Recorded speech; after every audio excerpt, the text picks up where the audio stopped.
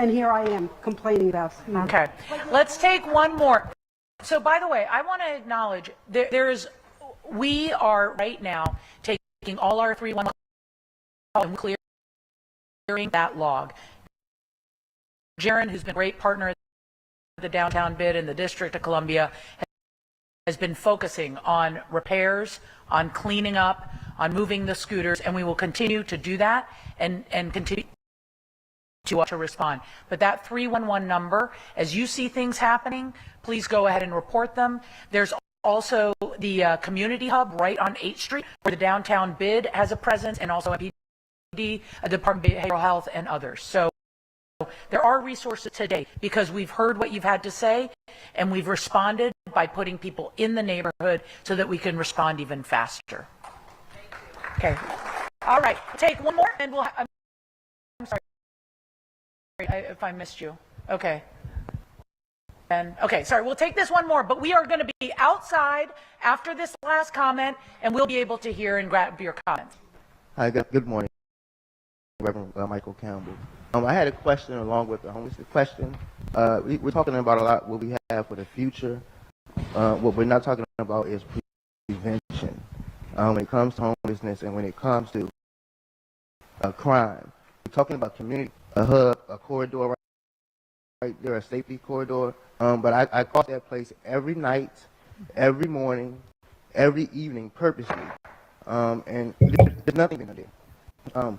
Police are standing there, they're sitting there, they're in their vehicles, drugs are being sold, crimes are being committed, people are addicted to alcohol, people are begging, and I don't understand the purpose of the community hub when they're just standing there and doing nothing. When I don't get it. So I just want to say this one thing. Important that we continue to share the progress being made. We know that crime is an important priority for both our personal well-being, but also of our community. Crime has reduced by 50%. These are real numbers in Chinatown, Gallery Place neighborhood. And that has been since a variety of different interventions have been moved forward by this mayor and by the council. We need to continue to work on it. There is no doubt. But we're already seeing positive impacts of the efforts that have been made to date. We know that this is an important priority. It is a shared priority by this administration, and we will continue this conversation. Thank you so much. Mita.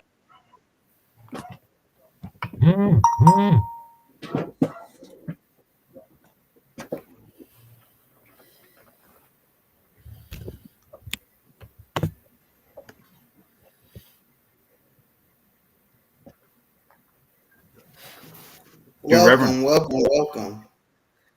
That was a clip from this past weekend.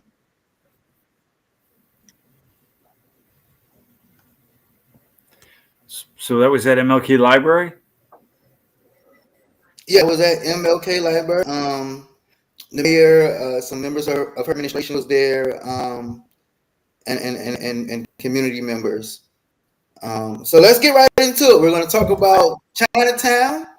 We're going to have a special guest, Mr. Peter Yang. And Peter Yang, I believe you're from the Chinatown, is it the Solidarity Network? Yeah, so our name is Save Chinatown Solidarity Network. And thanks for having me on, Reverend, and appreciated your voice at the at that event, because I was there and it was needed. Thank you. So I'm curious to first get your thoughts on what has happened over the past 10, 20 years to today.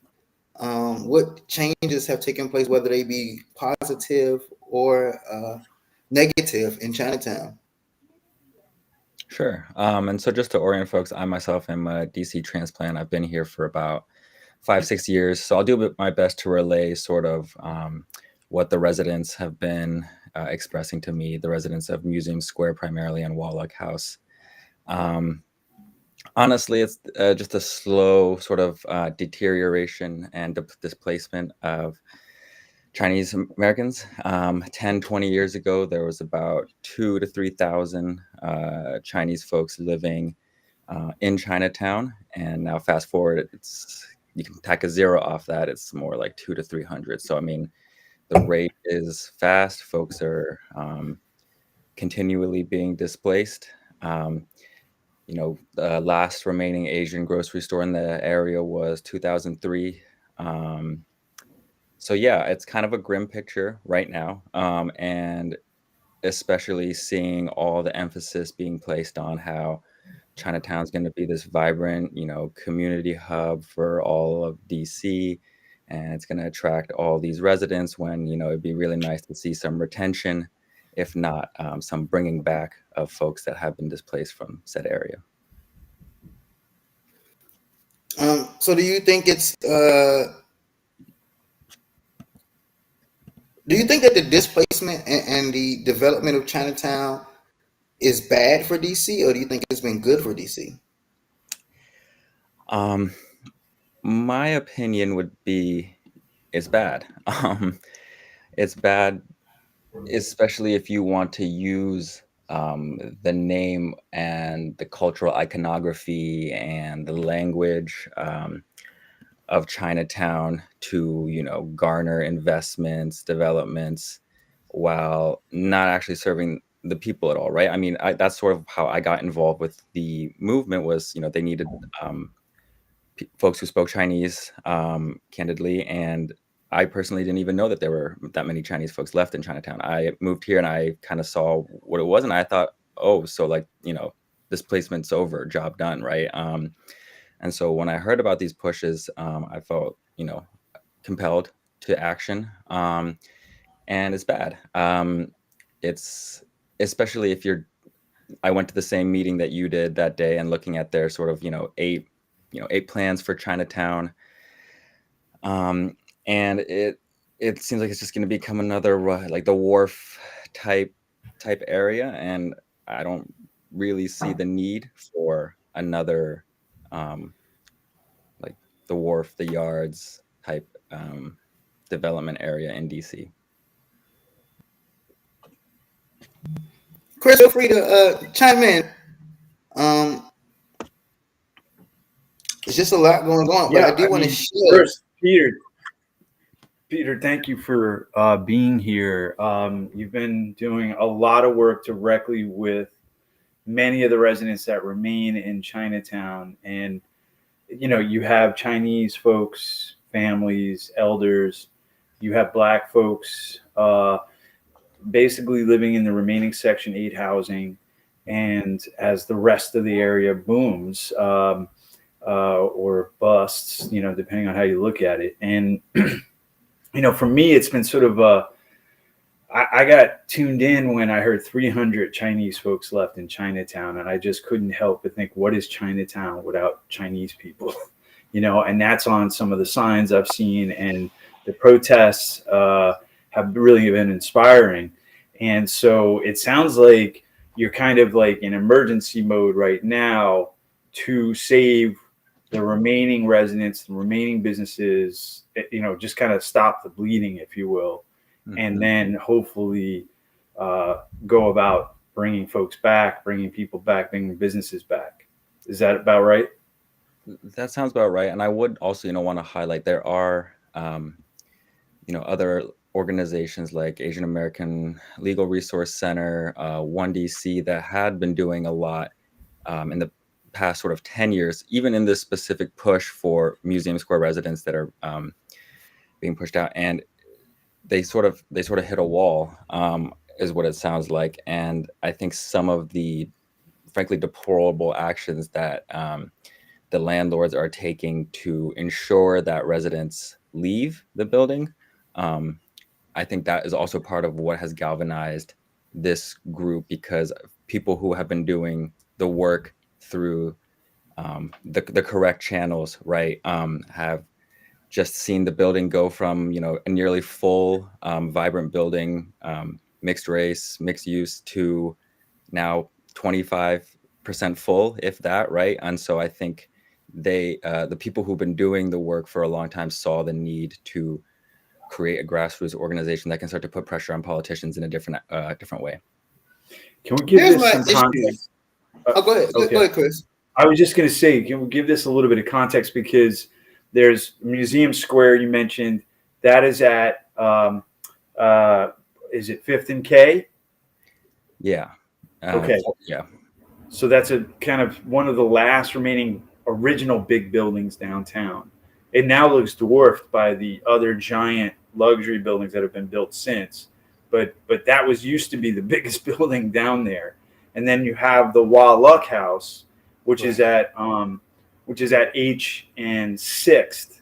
Mm-hmm. And those are sort of the two remaining kind of bastions of residential housing for Asian folks. Yeah.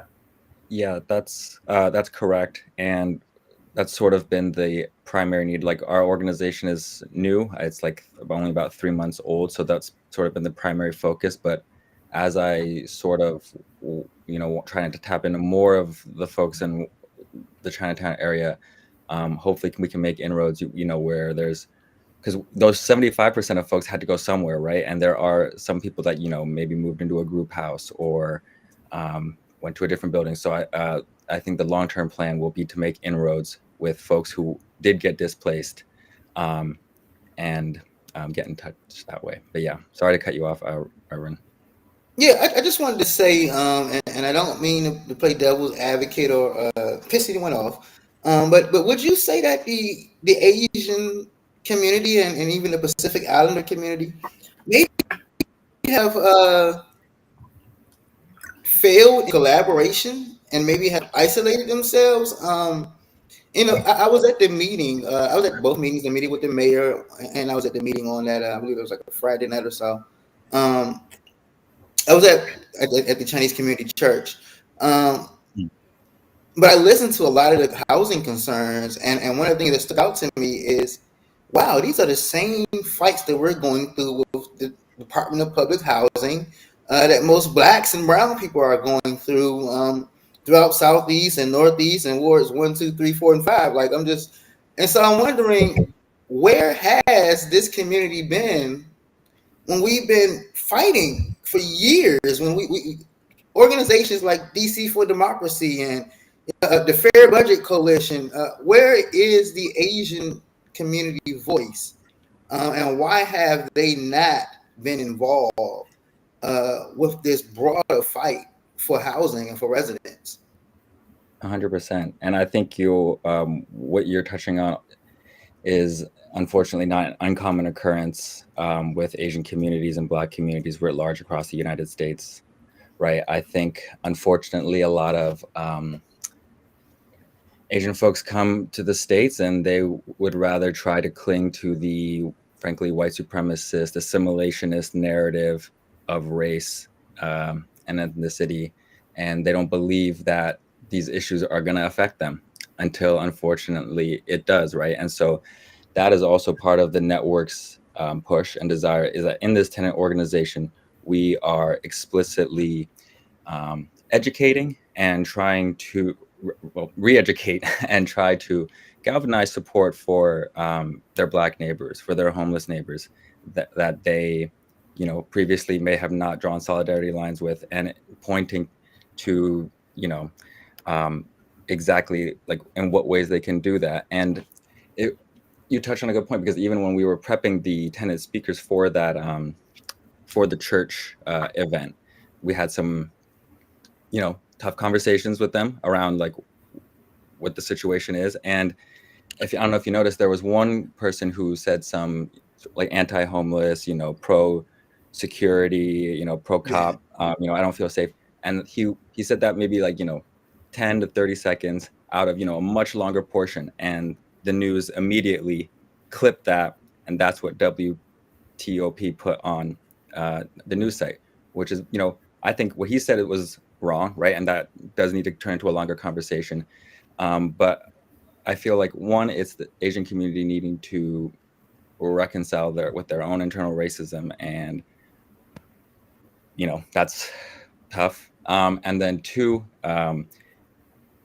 unfortunately just like disingenuous media actors trying to pit the two communities against each other, when I don't think that that really was like the focal point of the church event. Right. Peter, would you there's a couple things that also I think attenuate sort of the relationship of working class people. There's the ruling class sort of really looking to divide, and I heard Ren Lee talking about for Asia, for the AAPI month, sort of a presentation of how the Asian immigrants were sort of pitted against other immigrants and black folks, late 1800s, going into the early 1900s, as a way that the ruling class whites were to divide them up and sort of play them off against each other for lower wages, for poverty conditions, and that sort of thing. And I think that's still playing out now. And I'd love to hear your thoughts on that. But also, I think there's a genuine communications issue. Like a lot of the folks, I mean, you and there's this crew, this Solidarity Network is so important because you literally are a bridge in terms of translation to communicate these concerns that the people are experiencing to the officials who don't seem to be wanting to step up. They don't generally listen to us anyway, even if you do speak English as a first language. The communication barrier seems to be also at play. Yeah, I think right to your first point, as Asians immigrated to the States, they even classified themselves along colorist lines, right? I mean, East Asian, Chinese, Korean folks, not showing solidarity with brown and black, Southeast Asian folks. So that's one issue. Like, and as you're right, like historically, I'm thinking back to the Rodney King riots of like in LA, right, where you had rooftop Koreans being pitted against the black community. And I even find that, right, like it plays out in today with like the stuff the tenants are saying, because they have black neighbors that they get, like that they love and get along with every day. And then they say something, way out of pocket that, like, did you just hear that on the news, right? Like, are you parroting like what someone else said that that's touching on a fear that you may have, and now you're saying that when you don't actually even live that reality, in your day to day. So that's sort of what my thoughts went to. Let's kind of combine this because we got to wrap it up. But I want to talk. I do want to get your opinions on some of the downtown as well. And so we have this development coming, or proposed development, should I say, coming for the future of downtown, and it's starting with the GOA building. The mayor unveiled plans for ML right here. I'm at the MLK library right now, and plans right here in this little corridor. And so that has a direct effect. We know that the Capital One Arena wants to expand, and some of the Asian businesses may suffer because of that, or boom. Some people say it's going to be a boom because of that. So let's just get right to it and talk about some of these things that the mayor is proposing. I'm going to show a few of them. This is the GOA building with the community design and park. You can see at the top she has housing units right outside of it. That's 1,500 housing units, it says. So you gotta excuse me. I took these pictures from a very far distance. My phone is not an Apple phone. So that's the future GAO building. The future Judiciary Gardens. You can see the kind of map right here that shows it. And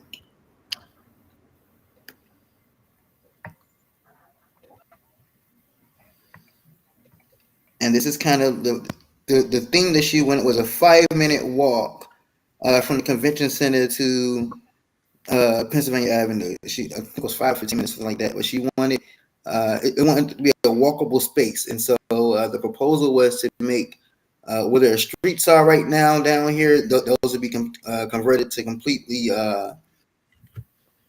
walkable, would be greenery and gardens and places to sit and relax and chill along the way.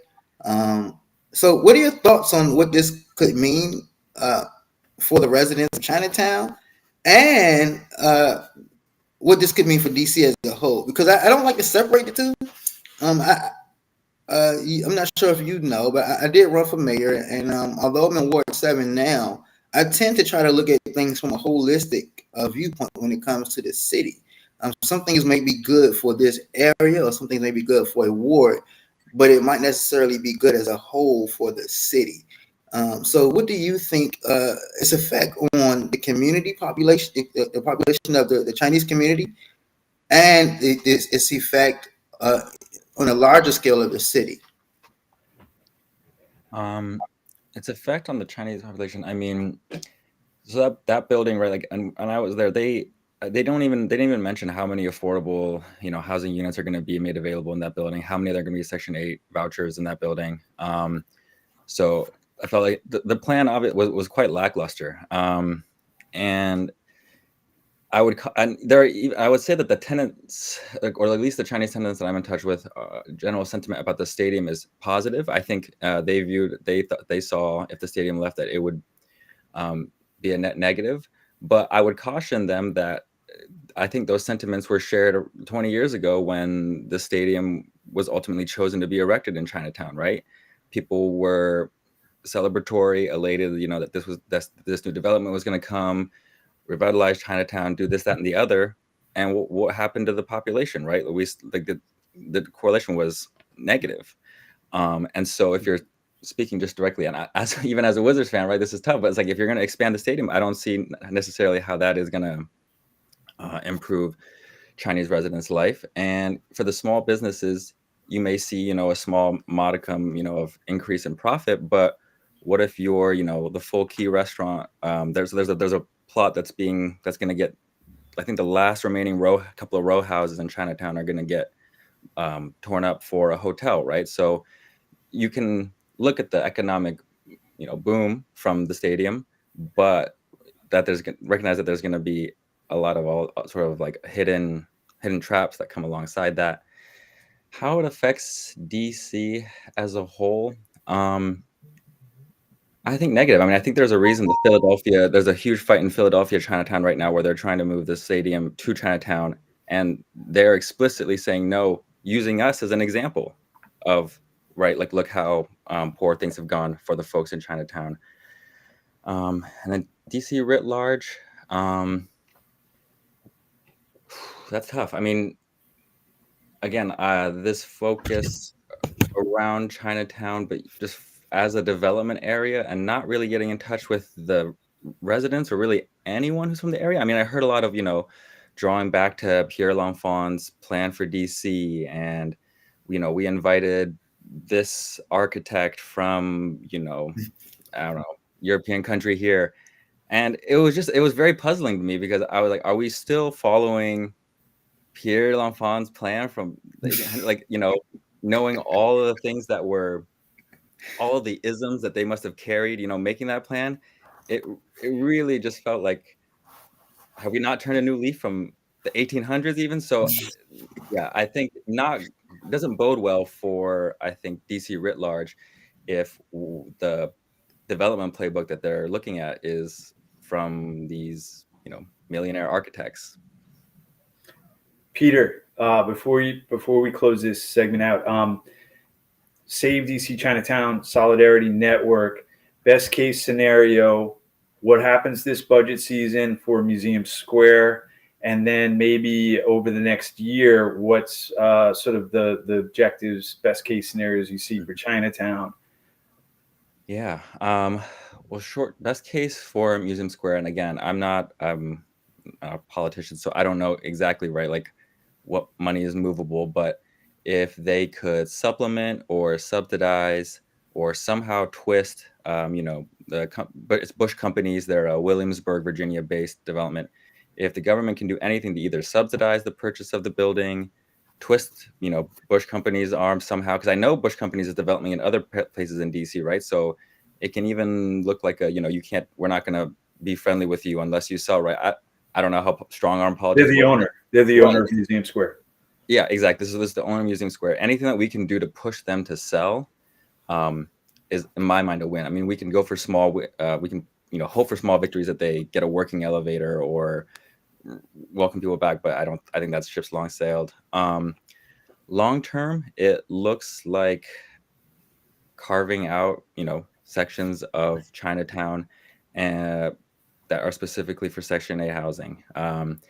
And maybe looking at other cities. I know Portland had a really good model where there was a highway that displaced a predominantly Black neighborhood, and they had a really strong sort of like housing buyback program where if you can trace your immediate lineage back to that neighborhood, there were financial incentives or gateways for you to go back to that neighborhood. So that's something that I would like to see for Chinese residents. That's something I would like to see for Black residents, right, in DC writ large. So I think long term that would be something that we could push for. What's your website? How do folks get in touch with you? Yeah, so we're at Save Chinatown DC on Instagram. That's probably the best place to get in touch with us. And we're always looking for new folks that are passionate about saving Chinatown and want to join. That's at Save Chinatown DC. Yeah, let me just double check and make sure. Yeah, I was gonna put it in the chat. Yep. Perfect. Also, I just wanted to make sure that we went to a place before we close that. That we are looking always to be in partnership. We're always looking to support and to work in community. Is my personal slogan is together DC can. So I'm saying it to say let's work together. We have too many small organizations and entities, and I personally believe that if we all start coming together, we can accomplish so much more. 100%. I agree. And, let me know when those meeting of the minds is happening, and Save Chinatown is happy to be a part of that. Sure.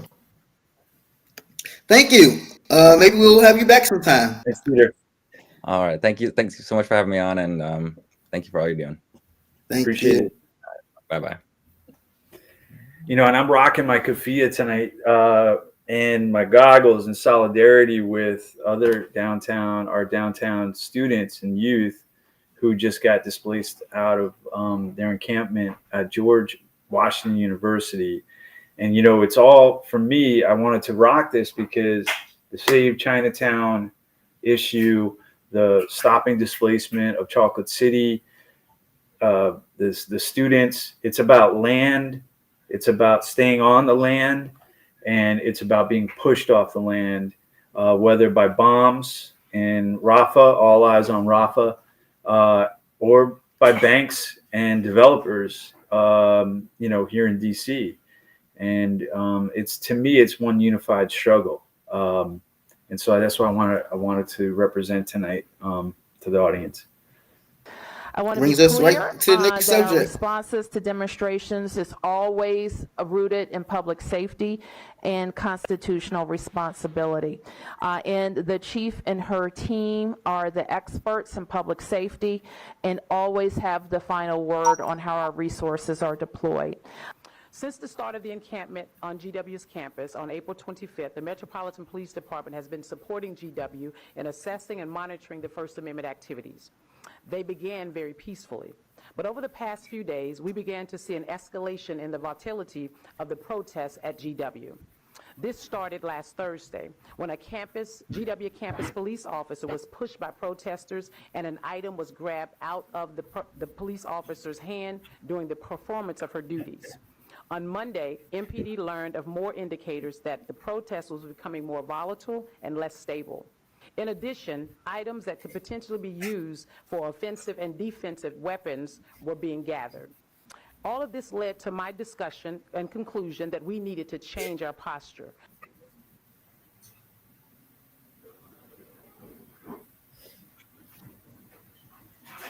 Did they go down there?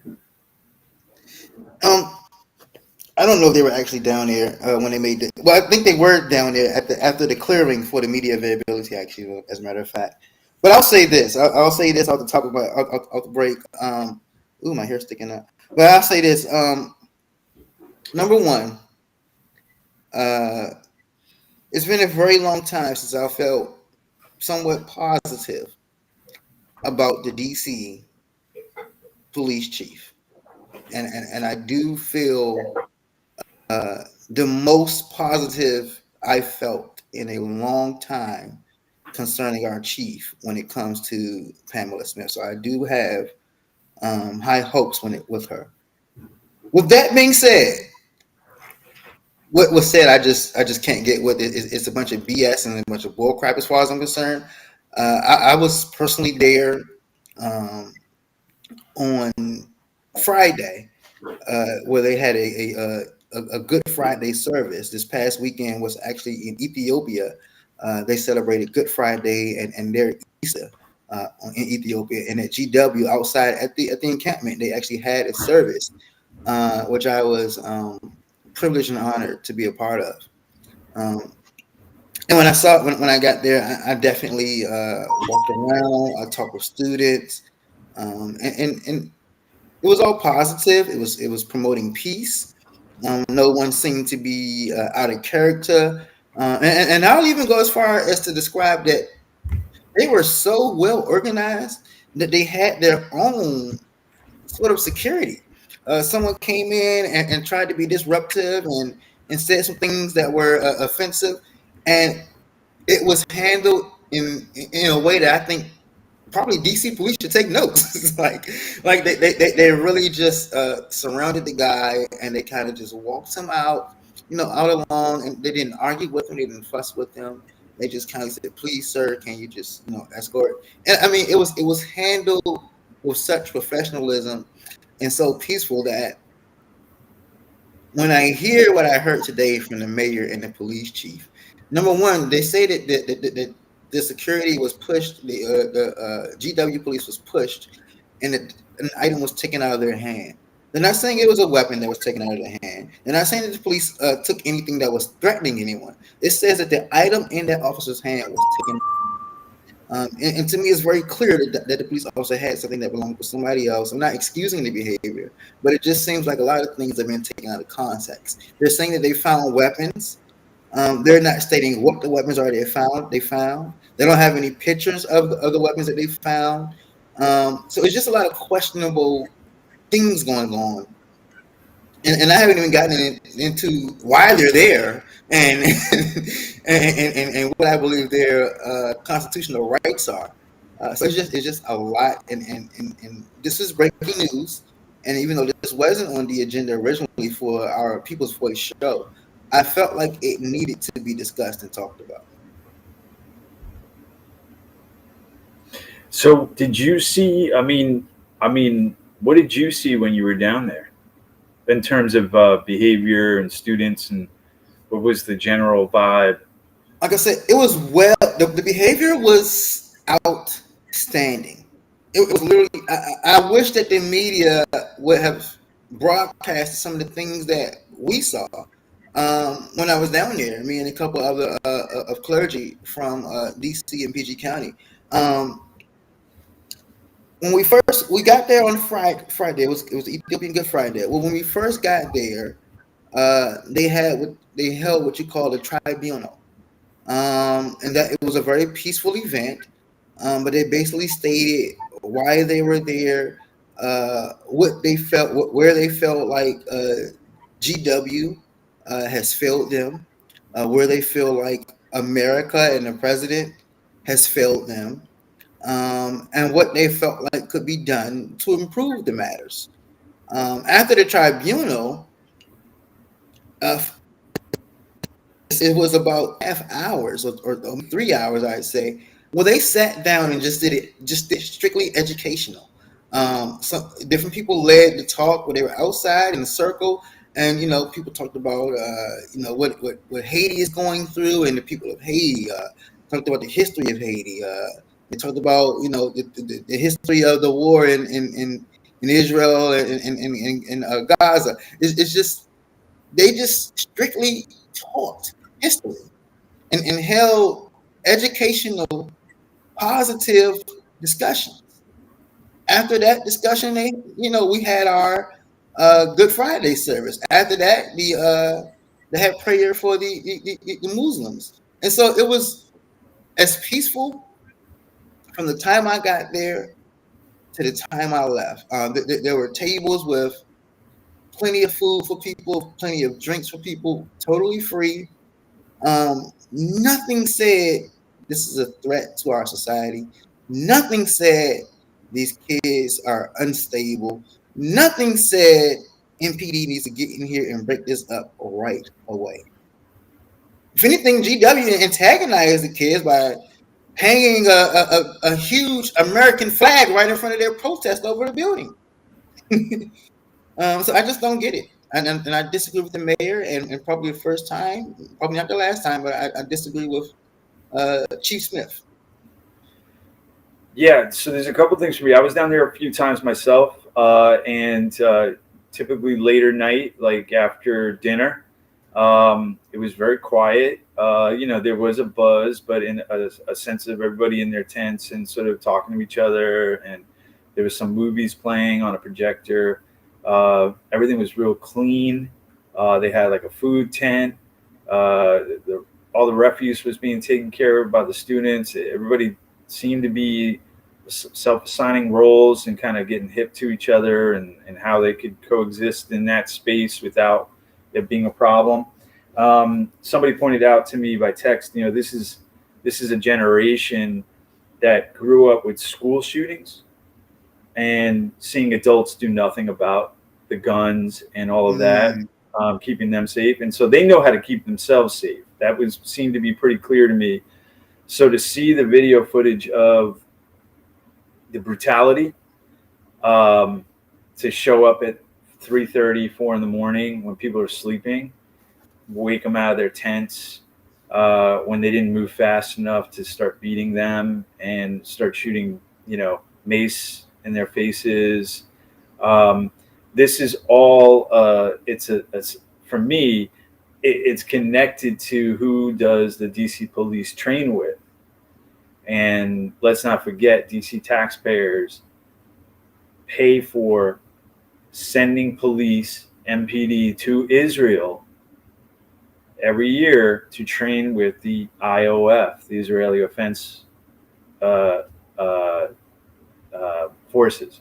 So,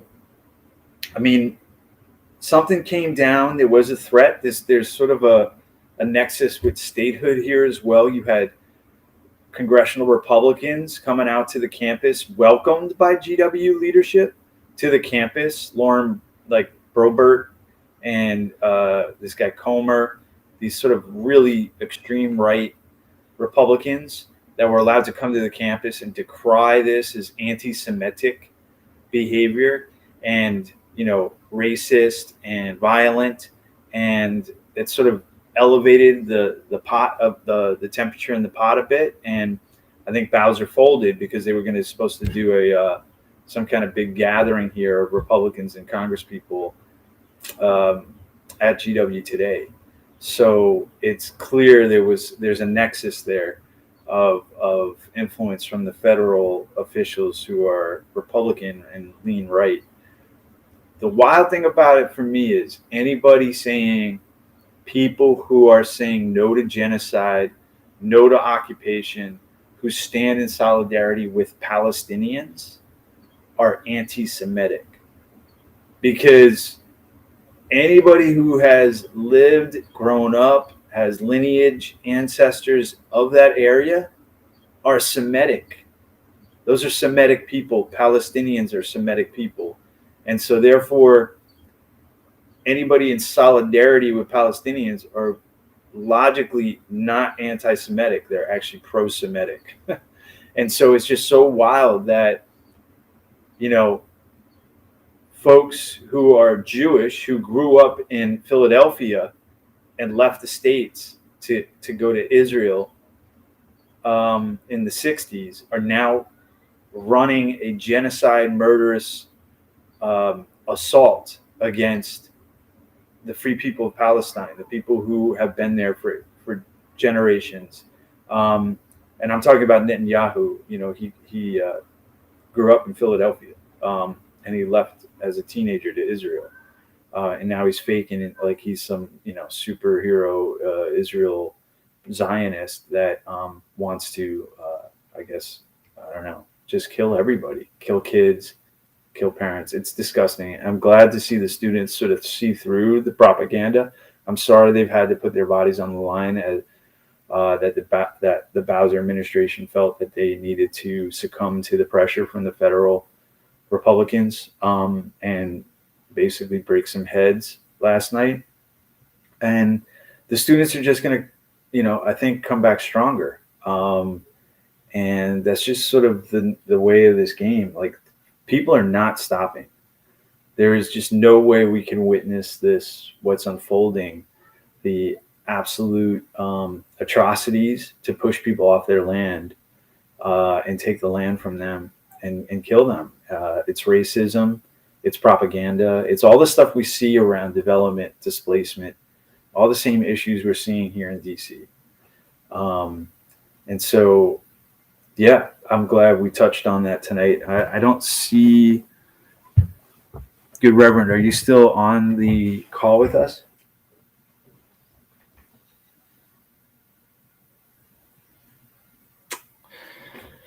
Okay, I think we've lost Michael Campbell here for the live podcast. He's our host. So I think what I'll do is I'll track along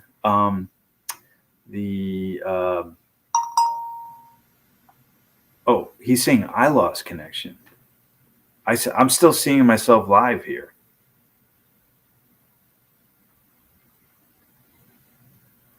I don't know what he's seeing or who's seeing what at this point, but I'm seeing a live sort of feed.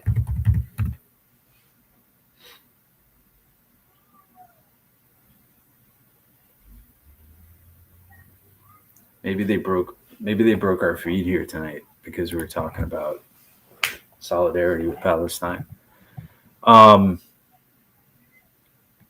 Okay, I am seeing a message from Sharice Muhammad that I am still live here. So, okay, let me carry on.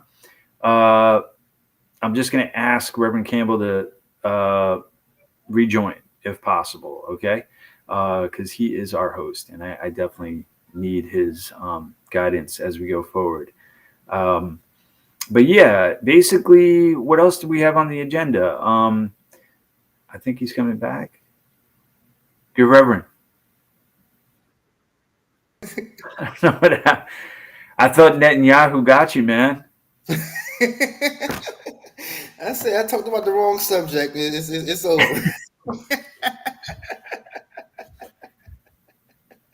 Well, we have some folks following us and asked me to carry on until you return. So now that you return, I've said my little, I've kind of summed up like my experience and what I've seen and sort of connected it to the land issues here in DC, what we're seeing in Palestine. Yeah.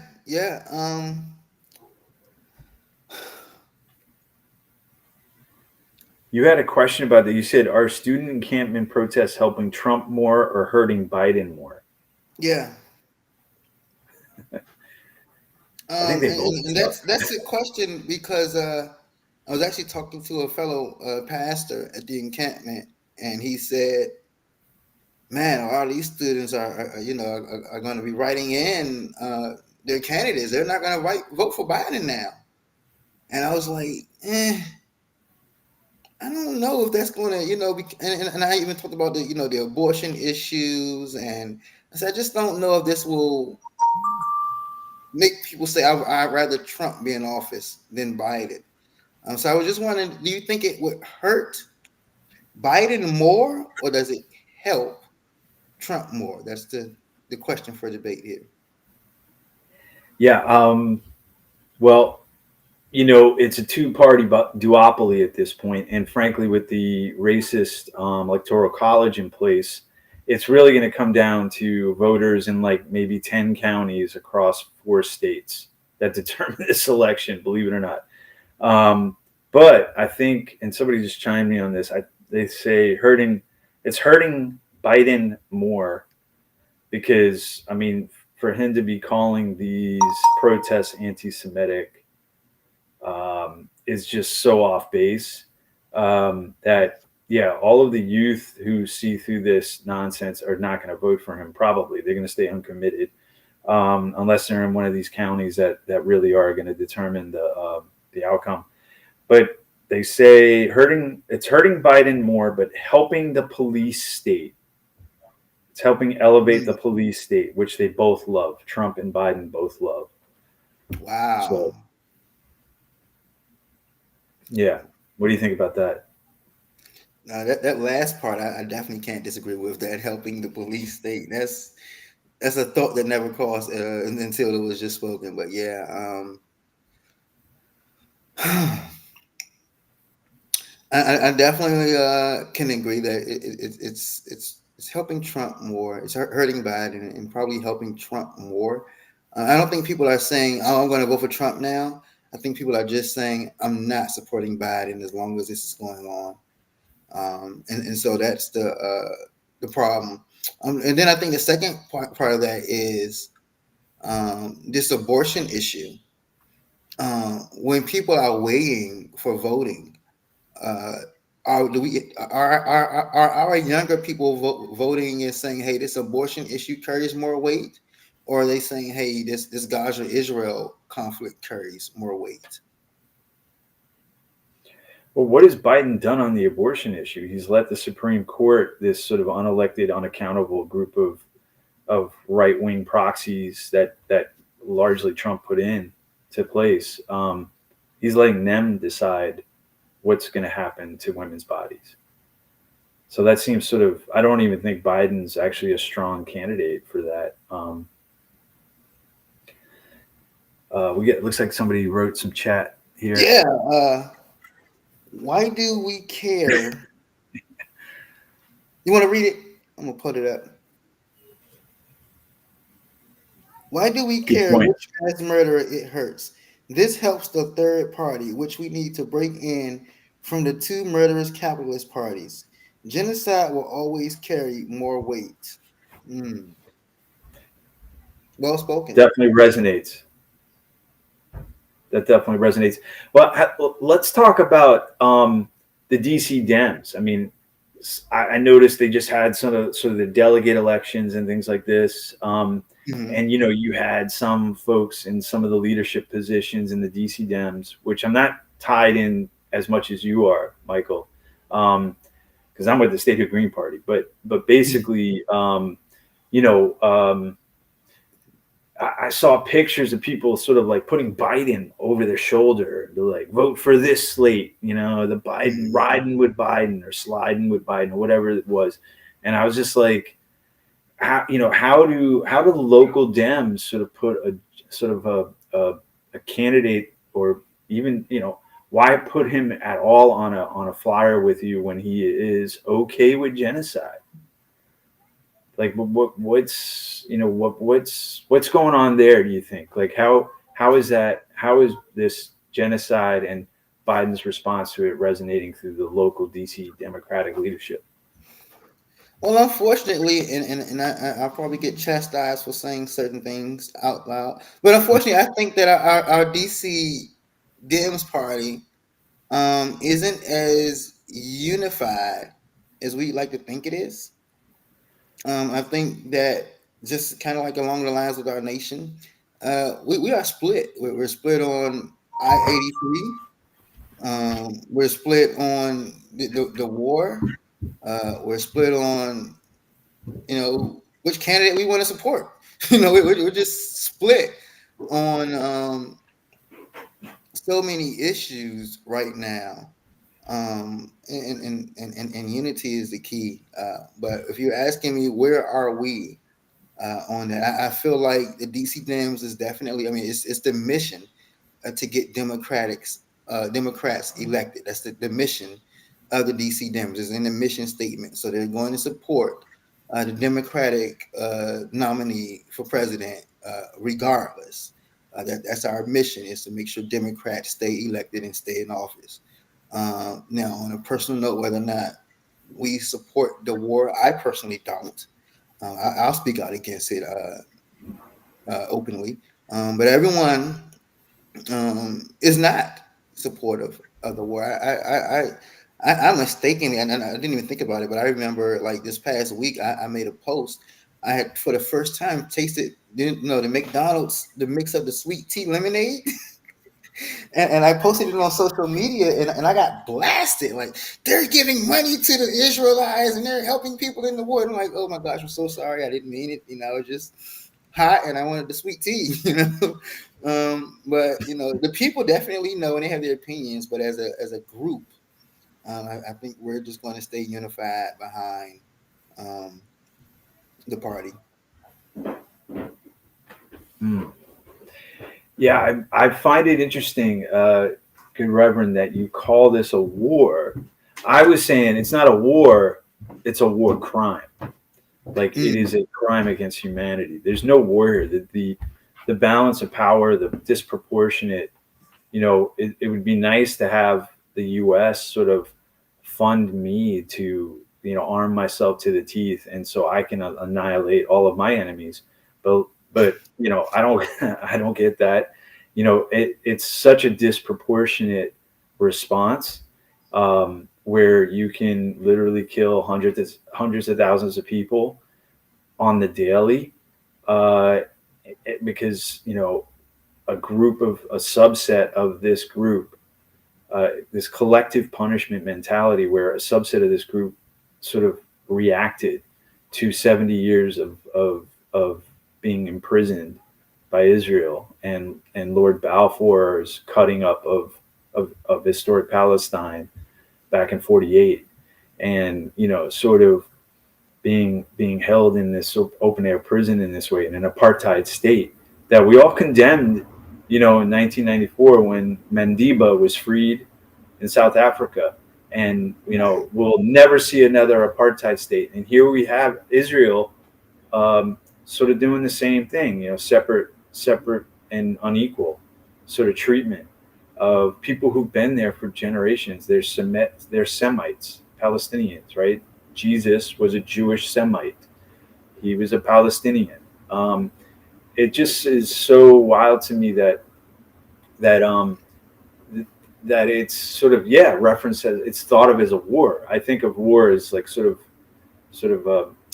equal sort of partner, equal sort of, or some semblance of equality on the battlefield. But this is just civilians being slaughtered, by air and by ground. I appreciate what you said. Not a funded by our tax dollars. So I appreciate those words. We got another question, one last question before we get ready to close up for today. The question is, Claudia De La Cruz or Cornel West? Why do we make it our mission to keep our people who care little, to keep on people who care little about humanity? I'll let you answer that first. Yeah, I'm with Prashana. I invited her to come on the show tonight. I knew she had something busy. She was busy until like towards the end of this, but she started the People's Justice Coalition, and she's working towards sort of a non-hierarchical, sort of democratic coalition of folks who want to take on a bunch of different issues. And I think elections is one of them. And I tend to agree.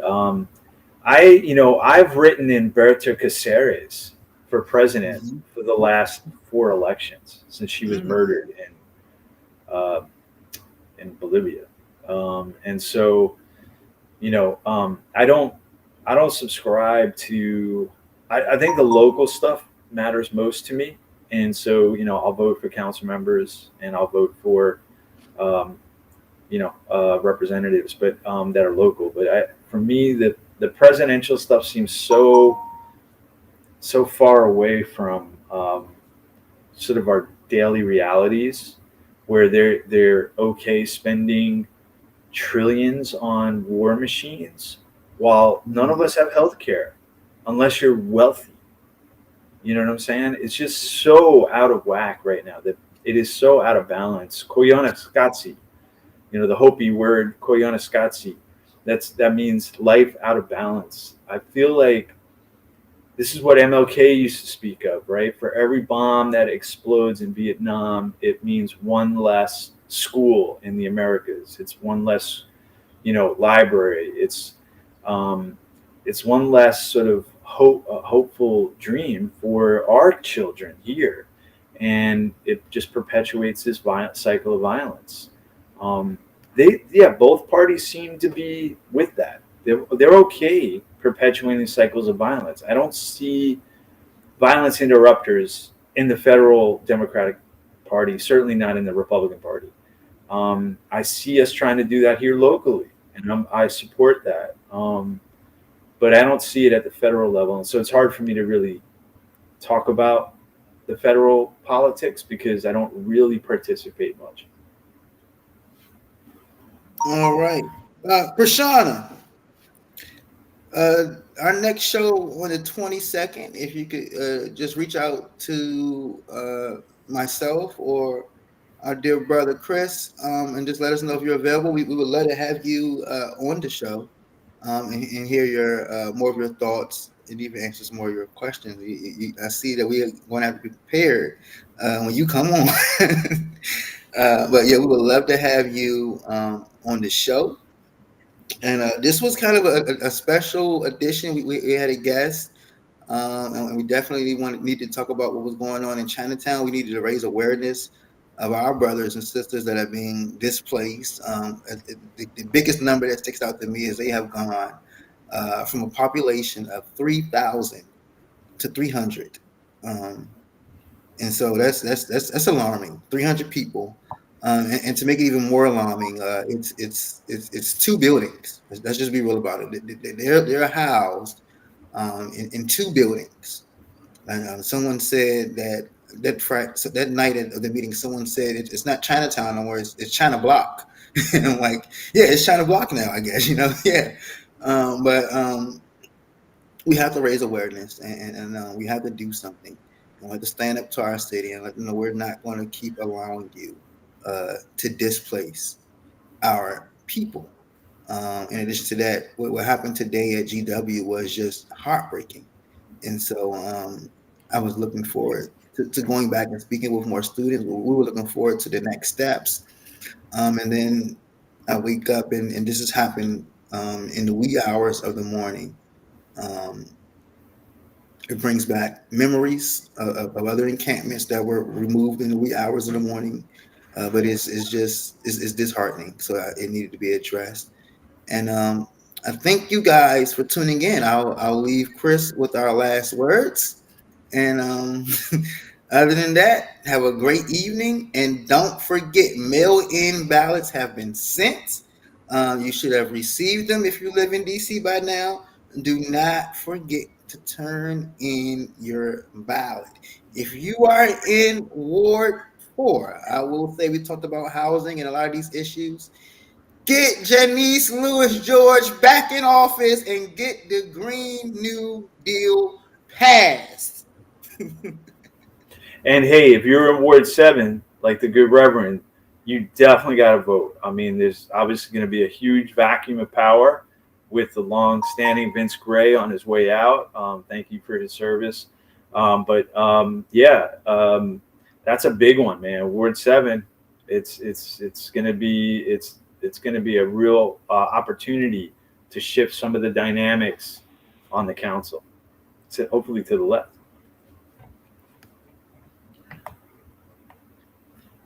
So all eyes on Rafah, free Gaza, solidarity with the people of DC and Piscataway and Palestine. Thanks so much, Reverend Campbell. You got our outgoing music? Yeah, we're about to go now. We're getting ready to close, and you know me, it's DC or nothing. So we're definitely Excellent DC style. See you later. Thank you so much, man. People's Voice. Keep tuning in.